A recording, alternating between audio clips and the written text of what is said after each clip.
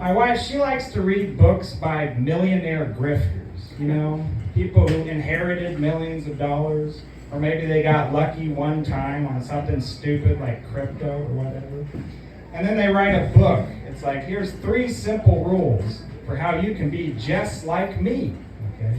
And rule number 1 is always skip the avocado toast, those people. And then for the rest of the book, they just take buzzwords and combine them together to make new buzzwords. Okay? They're like passion plus inspiration becomes passion-spiration, And value plus entertainment becomes value-tainment, okay? And innovation plus imagination becomes innovagination, Stupid stuff. It's like, that's their contribution to society. It's just stupid words that don't mean anything. Okay? Anyway, so my wife, she was like, hey, I want you to read this really stupid book. And I was like, okay, I'll read that really stupid book if you read The Grapes of Wrath. And I knew, I was like, there's no way she's going to read this book. It's my favorite book, but it's not her kind of book. And on top of that, it's written in this like 1930s Southern vernacular. So it's kind of hard to even follow what they're saying half the time. So I'm like, I'll give her 2 pages before she taps out, okay?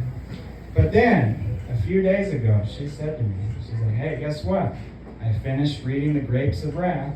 I said, no, you didn't. She said, yes, I did. I said, okay, then tell me, how does it end? She said, what? I said, tell me the ending of The Grapes of Wrath. And then she started to sweat a little bit and got nervous. She was like, well, so there's this girl named Rosa Sharn. I was like, go on. And she says, okay, well, Rosa Sharn, she has a baby, but the baby dies, very sad. But then Rosa Sharn says, I still have all this breast milk. So what am I going to do with all this breast milk? And as fate would have it, she sees this man who's starving to death, lying on the ground with his mouth open like this. Okay? And she goes up to this man who's moments away from death. Okay? And she takes off her shirt and she says, got milk? And then she squeezes her boob and shoots milk into his mouth. And it wakes him up. He's like, oh, blah!